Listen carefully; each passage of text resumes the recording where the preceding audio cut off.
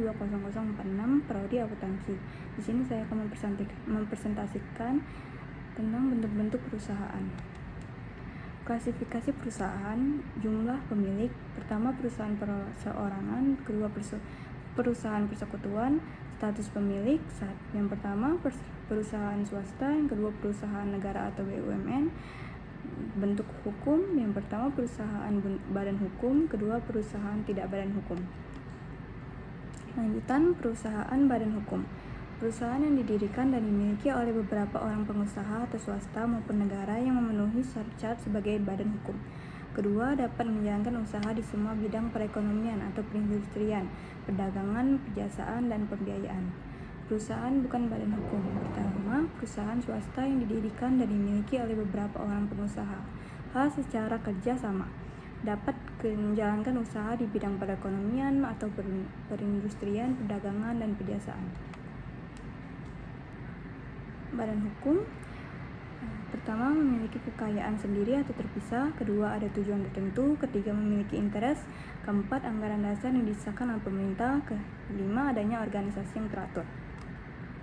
Peraturan untuk perusahaan yang sudah diatur dalam perundang-undangan, persekutuan perdata, KUH Perdata, firma dan CV, KUHD, perserorangan terbatas, Undang-Undang Nomor 40 Tahun 2007, Koperasi, Undang-Undang Nomor 25 Tahun 1992, BUMN, Undang-Undang Nomor 19 Tahun 2003, yang belum diatur dalam undang-undang tetapi eksistensinya diakui pemerintah dalam praktik perusahaan. Perusahaan perseorangan di Inggris dikenal dengan sebutan sole trades, di Amerika dikenal dengan sebutan sole proprietorship. Purwosutito, bentuk perusahaan perseorangan secara resmi tidak ada, tetapi dalam masyarakat perdagangan bentuk perusahaan perseorangan diterima masyarakat. Dalam praktik, sebagian perusahaan perseorangan pendiriannya menggunakan akta otentik. Aset perusahaan hanya dimiliki satu orang, bertanggung jawab sendiri atas seluruh hutang perusahaan. Bekerja yang ada merupakan wakil atau pembantu pengusaha dalam perusahaan berdasarkan pemberian kuasa atau perjanjian kerja. Misalnya adalah perusahaan dagang atau PD atau usaha dagang atau UD. Lanjutan kelebihannya, yang pertama, perseorangan tidak dikenakan pajak perusahaan seperti halnya PT atau partnership atau firma. Kedua, dalam melakukan pengelolaan perusahaan, pemilik juga menjadi bagian dari menjalankan sehingga pengendalian internal tidak terlalu kompleks dan mudah diawasi oleh pemilik langsung.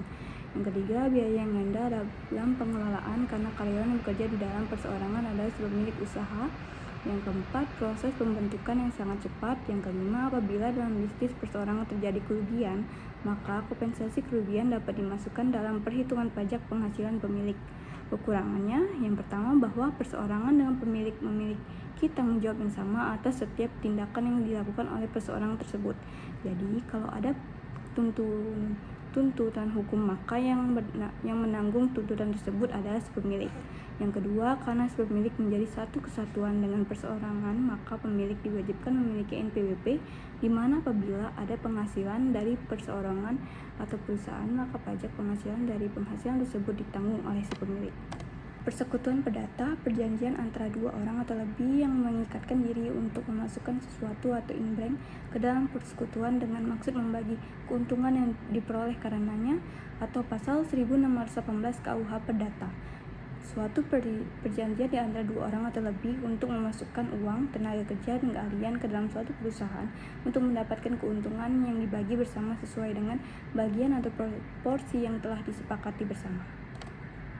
Inbrank atau pemasukan. Masing-masing sekutu diwajibkan untuk memberikan pemasukan ke dalam persekutuan, atau pasal 1619 KUH Perdata. Pemasukan, yang pertama uang, kedua benda-benda yang layak sebagai pemasukan atau kendaraan bermotor, perlengkapan kantor, dan lain-lain. Ketiga, tenaga kerja baik secara fisik maupun pikiran. Jenis persekutuan perdata. Pasal 1620 sampai 1623 KUH Perdata. Pertama, persekutuan perdata umum atau penuh. Persekutuan perdata di mana para sekutu memasukkan seluruh hartanya atau bagian yang sepadan dengannya tanpa adanya suatu perincian apapun. Persekutuan yang demikian dilarang undang-undang kecuali diperjanjikan masing-masing sekutu akan mencurahkan segala kekuatan kerjanya untuk mendapatkan laba yang bisa dibagi antara para sekutu atau persekutuan perdata keuntungan. Kedua, persekutuan perdata khusus. Persekutuan perdata di mana para sekutu menjanjikan pemasukan benda-benda tertentu sebagian tenaga kerjanya. Firma atau FA. Firma merupakan suatu persekutuan antara dua orang atau lebih dengan nama bersama untuk menjalankan usaha di mana tanggung jawab masing-masing anggota firma atau firman tidak terbatas, sedangkan laba yang akan diperoleh dari usaha tersebut akan dibagi bersama-sama. Demikian pula jika menderita kerugian atau dipikul bersama-sama. Ketentuan mengenai firma ini diatur di dalam pasal 16 KUHD yang diperkuat dengan pasal 16 dan 18 KUHP. Unsur pokok firma. Persekutuan perdata atau pasal 1618 KUH Perdata menjalankan perusahaan pasal 16 KUHD. Menggunakan nama bersama pasal 16 KUHD, tanggung jawab sekutu bersifat pribadi untuk keseluruhan pasal 18 KUHD. Kelebihan dan kekurangan firma. Kelebihan, kemampuan manajemen lebih besar karena ada pembagian kerja di antara para anggota. Pendiriannya relatif mudah, baik dengan akta atau tidak melakukan akta pendirian. Kebutuhan modal lebih mudah terpenuhi. Kekurangan, tanggung jawab pemilik tidak terbatas. Kerugian disebabkan oleh seorang anggota harus ditanggung bersama anggota lainnya. Ketiga, kelangsungan hidup perusahaan tidak menentu. Perseorangan terbatas. PT atau perseorangan terbatas dan perseorangan terbatas. PT atau perseorangan terbatas juga dapat diartikan sebagai badan usaha yang melakukan persekutuan modal saham dengan kemampuan mengatur saham di mana para pemilik modal mempunyai tanggung jawab sesuai dengan besar saham miliknya.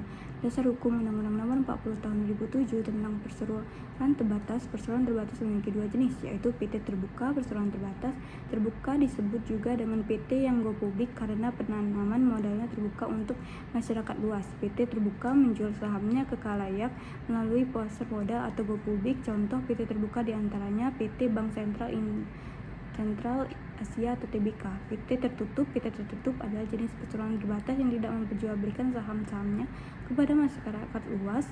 Modal PT tertutup berasal dari kalangan tertentu saja, misalnya saham dari kerabat dan keluarga saja. Untuk PT tertutup adalah PT Sinar Sosro. Kelebihan dan kekurangan PT.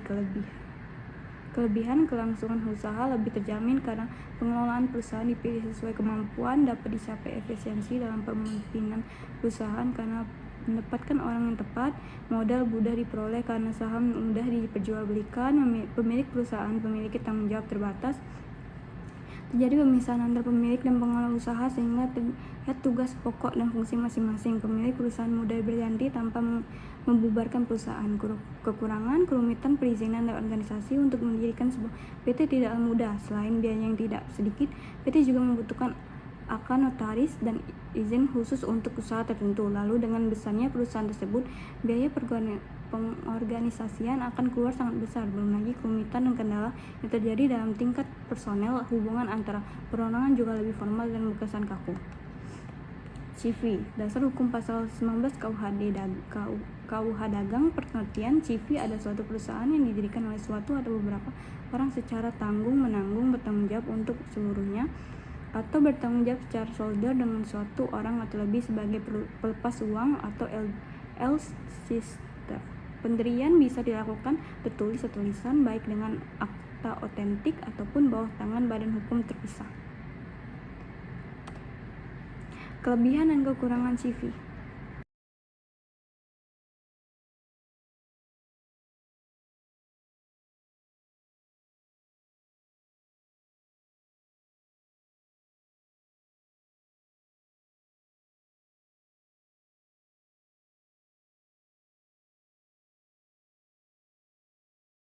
Kelebihan, pendirinya relatif mudah, kemampuan manajemen lebih besar, mudah memperoleh kredit modal yang dikumpulkan lebih besar. Kekurangan, kelangsungan hidupnya tidak menentu, sulit untuk menarik kembali modalnya, terutama bagi sekutu pimpinan. Bagi sekutu mempunyai tanggung jawab tidak terbatas. BUMN adalah badan usaha yang sebagian atau seluruh kepemilikan dimiliki oleh negara Republik Indonesia. BUMN dibagi menjadi dua, perseorangan terbatas negara atau perseorangan negara atau PN. Tujuannya untuk mencari laba semaksimal mungkin, tentunya dengan menggunakan faktor produksi secara efisien serta menyediakan barang dan jasa tinggi dan berdaya saing kuat. Perusahaan negara atau Perium merupakan perusahaan yang modal seluruhnya berasal dari negara dan tidak terbagi atas saham. Ciri-ciri BUMN: kekuasaan dipegang oleh pemerintah, melayani kepentingan umum dan pelayanan publik. Sebagai sumber pendapatan negara, semua risiko ditanggung oleh pemerintah. Koperasi adalah jenis badan usaha yang beranggotakan orang-orang atau badan hukum. Koperasi melandaskan kegiatannya berdasarkan prinsip gerakan ekonomi rakyat dan berdasarkan asas kekeluargaan. Koperasi menurut Undang-Undang 1945 Pasal 33 Ayat 1 merupakan usaha kekeluargaan dengan tujuan mensejahterakan anggotanya.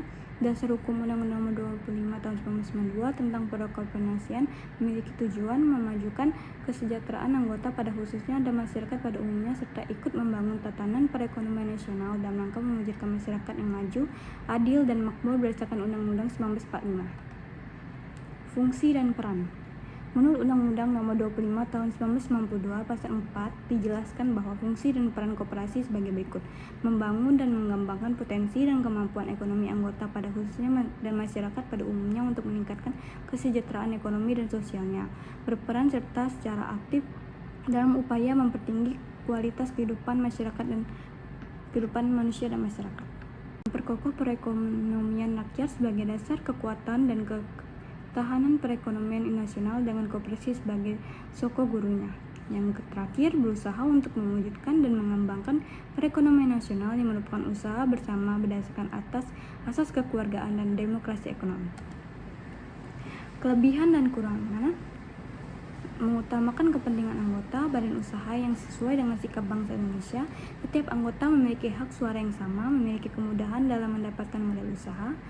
Kekurangannya: memiliki daya saing yang lemah, rendahnya kesadaran koperasi pada anggota, kurangnya kemampuan tenaga profesional dalam pengelolaan koperasi. Yang terakhir, konflik kepentingan. Baik, sekian presentasi dari saya ucapkan terima kasih. Kalau ada salah kata, saya mohon maaf. Sekian presentasi dari saya. Kalau ada salah kata, saya mohon maaf. Terima kasih.